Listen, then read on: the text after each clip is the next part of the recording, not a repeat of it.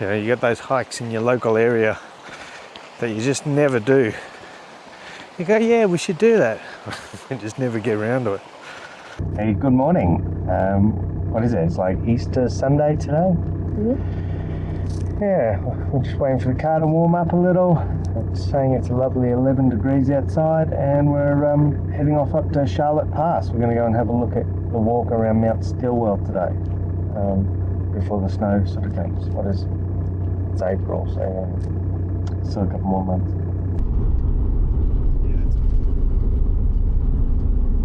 So we went up to Charlotte Pass, and every man and their dog was there. But yeah, so we've just then hung out at Smiggins for a sec. Be able to use the bathrooms here, and we're going to go and do the Waterfall walk, which is down at Sawpick Creek. So here we are, just traipsing along the Waterfall track.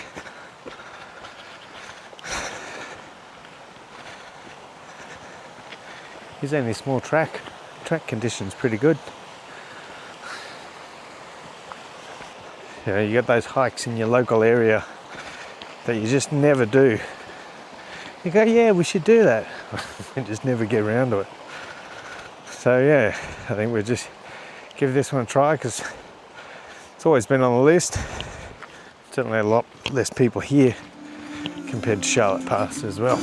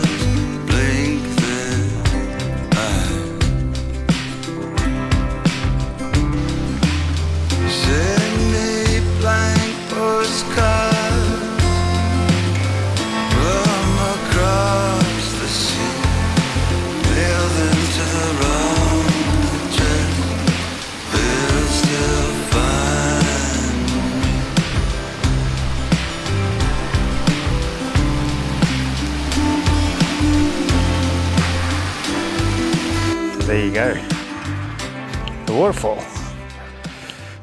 Now I've got a bit of a climb out of here. I've dumped some clothing as well. I think we were prepared to be walking around up above 2,000 metres and along the main range, or certainly in that area, compared to what we're at, probably below 1,400 metres here. Yeah, it's very protected still. The sun has still got some warmth in it as well, so we're cooking there. It's like summer. Let's go to the carnival. You can cut me in half. I'll do anything for a laugh.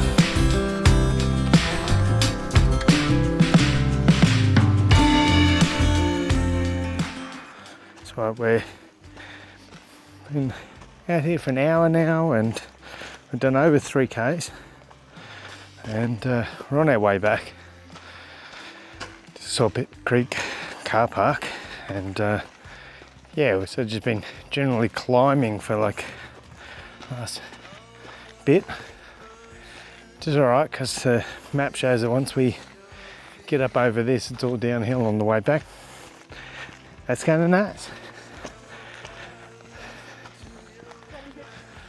But yeah, I think it's good to come out and have a look at some of these little day hikes that we just don't do. We're so, well, I'm certainly so interested in doing overnighters, getting out into the backcountry, that we sometimes miss these. Like I know when I left the last place we were living for a while, there was a whole heap of things around there they still hadn't gone and done or gone and seen, so trying to make sure that we, first of all, need to prompt myself to do the damn things. Then second, Need to get out and do it.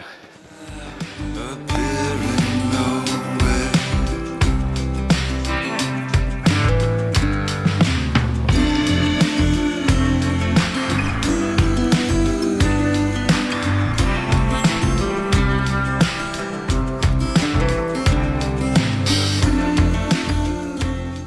How cool is this rock formation? Pretty cool.